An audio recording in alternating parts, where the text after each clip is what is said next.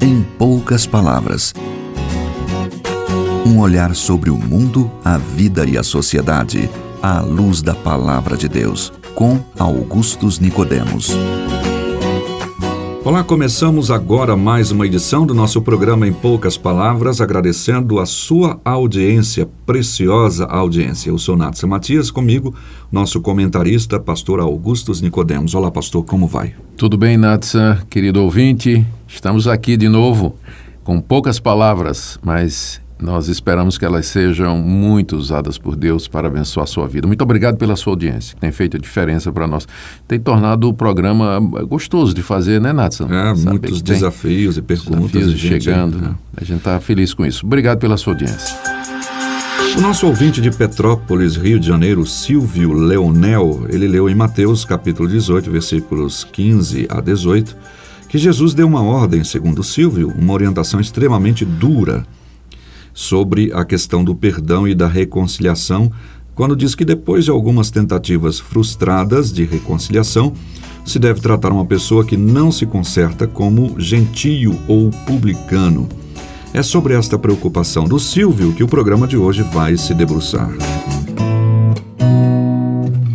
Bem, pastor Augustus, a pergunta do Silvio Leonel, depois de fazer suas observações, pode ser exposta da seguinte maneira: quando se dá esse limite, não se estreita a questão do conceito de misericórdia e o que significa tratar alguém como gentio ou publicano? Bom, vamos começar pela última pergunta, não é?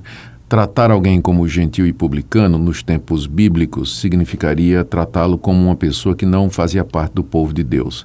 Lembrando que quando Jesus ministrou estas palavras, ele estava falando ao povo judeu, como judeu, povo da aliança, povo que havia sido escolhido por Deus. Os judeus se viam, e corretamente, como aquele povo eleito por Deus, e aqueles que não pertenciam ao povo de Deus, eles eram considerados como perdidos, não é? Gente que não estaria no agrado de Deus. E havia essa expressão, gentio e publicano, ela significa simplesmente isso. O gentil significa aquele que não é judeu. E o publicano era aquele que era judeu, mas era cobrador de impostos que eram revertidos para o Império Romano, que estava dominando a nação de Israel. Ou seja, eram considerados judeus traidores, porque cobravam imposto do seu próprio povo para entregar aos dominadores. Então, Jesus está só usando a linguagem da época para se referir a uma pessoa que não pode mais ser considerada como parte do povo de Deus, né? Ela teria sido excluída, então teria que ser tratada como um gentil, como um publicano. Bom, o processo para se chegar a isso é um processo que demonstra misericórdia. Eu não creio nem que há estreitamento de misericórdia, eu acho que, na verdade, há uma demonstração de muita misericórdia. Olha o que Jesus diz. Primeiro, se o teu irmão pecar, você primeiro vai conversar com ele pessoalmente. Aliás, se nós fizéssemos isso, acabaria com fofoca nas igrejas. É verdade. Porque, em vez de ficar comentando o erro dos outros, nós vamos diretamente à pessoa. Conversar com ele. Conversar com ele e dizer, é isso que você fez, é isso que você disse, a sua atitude está correta, e chamar aquela pessoa ao arrependimento, se ficar verificado de que ela de fato errou. Então, essa primeira tentativa, ela em particular, ela visa evitar a disseminação do que pode ser uma calúnia, porque às vezes acontece que você vai conversar com uma pessoa e você descobre que não foi nada daquilo, né? É boataria. E é o primeiro passo mostrando misericórdia. Se a pessoa que errou ouvir você nesse confronto pessoal, individual e particular, então Jesus disse, você ganhou seu irmão, no sentido de que você deu a oportunidade àquela pessoa dela pedir perdão a Deus, se arrepender, e ótimo, né? A pessoa agora está em comunhão com Deus, está tudo bem. Se a pessoa estiver errada, de fato, cometeu o pecado, está claro que ela pecou, e ela não se arrependeu da primeira vez, quando você foi exortá-la, conversar com ela em particular, você não deve desistir da pessoa, né? Mas deve voltar a falar com a pessoa, só que dessa feita, levando 2 ou 3 testemunhos, uma espécie de um petit comité, né?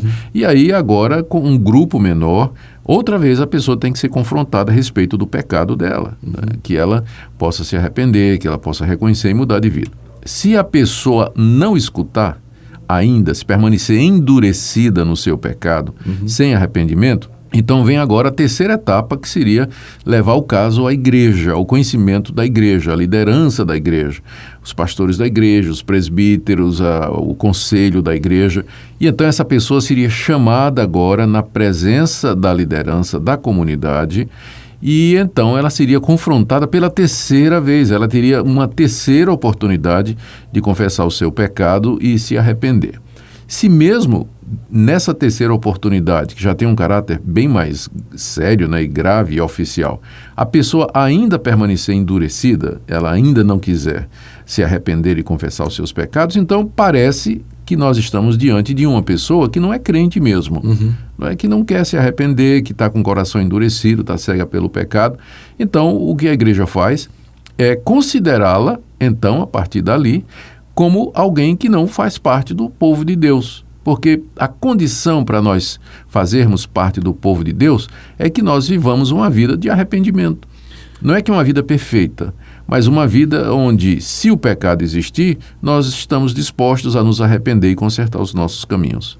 Tá, quando então considera essa pessoa como gentil, ou seja, não inserida dentro desse status de povo de Deus, não significa também largá-la para lá, ou exatamente é tratar dela, né? Não necessariamente. O que nós devíamos fazer é não considerá-la mais como irmão em Cristo, porque a atitude dessa pessoa demonstra isso, não é?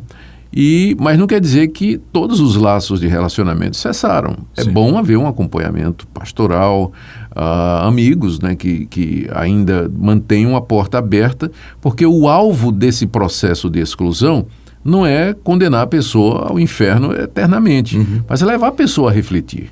O alvo da disciplina bíblica é ganhar o ofensor. Se ele não quis escutar as palavras de exortação e tudo, quem sabe essa medida, né, que é uma medida severa, ela não provoca aquele arrependimento que ela não quis demonstrar nos encontros iniciais. Então, sim, não é só para largar a pessoa, não é? Mas manter, se possível, um acompanhamento. Isso. Nesse mesmo tema, um ouvinte que não quis se identificar pergunta até quando um pastor pode continuar no ofício e ministério pastoral depois de cometer, por exemplo, adultério. Ele disse que na sua cidade um pastor fez isso 2 vezes e apenas mudou de endereço e continuou pregando normalmente, né? Será que está relacionado com esse tema aí? Eu acho que está sim, a questão da disciplina dos que vivem em pecado. Primeiro, é lamentável, né? Teríamos que ver que denominação ou que igreja esse pastor pertence pelo seguinte: nas igrejas históricas, tradicionais, que já são bem estruturadas, um pastor, ele tem que prestar contas dos seus atos, do que ele ensina e do que ele pratica. Então, normalmente, um pastor que comete adultério numa igreja presbiteriana, batista, ou congregacional, episcopal, luterana, metodista, geralmente, eu sei que até na pentecostal também, claro, na Assembleia de Deus, se o pastor comete adultério, ele está debaixo da autoridade de um diretório, de um presbitério, de alguém que vai cobrar explicações a respeito da sua atitude e, em seguida, afastá-lo, não é? Afastá-lo das funções, porque ele está desqualificado. Lá em 1 Timóteo, capítulo 3, a primeira carta de Paulo a Timóteo, capítulo 3, o apóstolo Paulo diz que convém que o pastor, o bispo, o presbítero, ele seja irrepreensível, marido de uma só mulher, que governe bem a sua casa, criando os filhos com toda disciplina e modéstia, porque se alguém não sabe cuidar da sua casa, como é que vai cuidar da igreja de Deus, da casa de Deus? Então, o casamento, né, do pastor é uma área crucial para a manutenção do seu ministério. Então, se ele adulterou, né, então ele não tem condição de continuar no ministério, pelo menos enquanto não houver uma restauração, não é? Se é que ainda é possível em casos assim. Agora, o que acontece, Nathan, é que tem pastores hoje em dia, né, que se denominam pastores, que começaram suas próprias igrejas, têm seus próprios ministérios, ele é que manda, ele é que manda, ele não presta conta a ninguém, né, dos seus atos, né? Não está debaixo de um presbitério, não está debaixo de nenhuma organização que possa repreendê-lo, corrigi-lo pelas suas atitudes. Aí o sujeito faz essa lambança toda, né, e fica só mudando de igreja, mudando de cidade, e realmente traz essa reputação, né, esse nome, essa vergonha, né, para os pastores sérios, homens de Deus que querem viver uma vida reta e santa e que têm casamentos estáveis, bons e exemplares, né?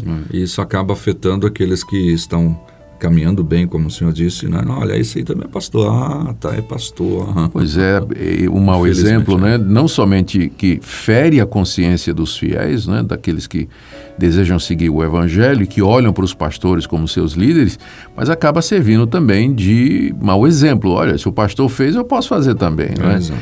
Eu lamento profundamente esse tipo de atitude, esse tipo de coisa, e não concordo de forma nenhuma. Acho que um pastor que todos nós, infelizmente, estamos sujeitos a cometer erros, não é? E se cometer, nós temos que ser responsabilizados por esses erros. E uma das consequências para o pastor que comete, que peca nessa área, não é? E em outras, não é? E repetidamente, de fato, seria desqualificação para o ministério pastoral. Não tem como continuar, não tem autoridade nenhuma, né? Com que cara ele vai ensinar, né? Bem, então está aí essa última pergunta. O ouvinte preferiu não ser identificado, mas a primeira, com relação à questão do gentio, publicano, foi a resposta para o Silvio Leonel de Petrópolis. Obrigado, Silvio, pela sua participação, e você também que mandou esta outra pergunta, preferindo o anonimato. Nós vamos ouvir uma música e daqui a pouquinho a gente volta.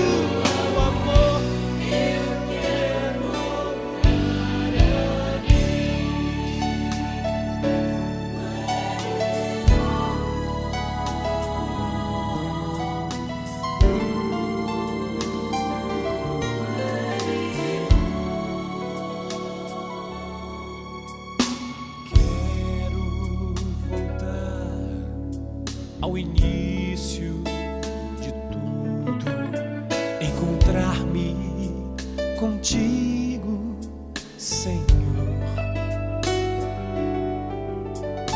Quero rever meus conceitos e valores.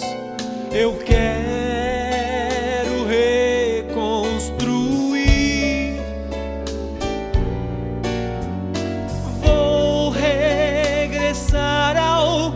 Caminho, vou ver as primeiras obras, Senhor. Eu me arrependo, Senhor. Me arrependo, Senhor. Me arrependo. Bem, obrigado pela sua audiência. Chegamos aqui ao final de mais uma edição do programa Em Poucas Palavras. Nosso WhatsApp é 62 8117 2986. Continuamos recebendo as suas mensagens. Tem gente que agradecendo a audiência, mas também enviando bastante perguntas que trazem os desafios e as complicações, às vezes, para o pastor Augustus Nicodemos aqui responder para vocês, tá bom? Para mim é sempre uma alegria, não é? Pode mandar, se a gente puder, continuamos respondendo. Exatamente. Bem, vamos então encerrando, pastor Augustus? Sim, só lembrando do tema do programa, a palavra de Deus lá em Hebreus capítulo 12. Deus açoita a todo aquele que ama e corrige a todo aquele que recebe como filho. A disciplina faz parte do processo amoroso de Deus pelo qual Ele nos corrige e nos prepara para a eternidade aqui nesse mundo. Até o próximo programa, se Deus quiser. Em poucas palavras, um olhar sobre o mundo, a vida e a sociedade, à luz da Palavra de Deus. Apresentação, Nadson Matias. Comentário, Augustus Nicodemos. Um programa da Primeira Igreja Presbiteriana de Goiânia, Rua 68, esquina com 71, Centro. Visite o nosso site www.pipg.com.br. Apoio Seminário Presbiteriano Brasil Central, Goiânia.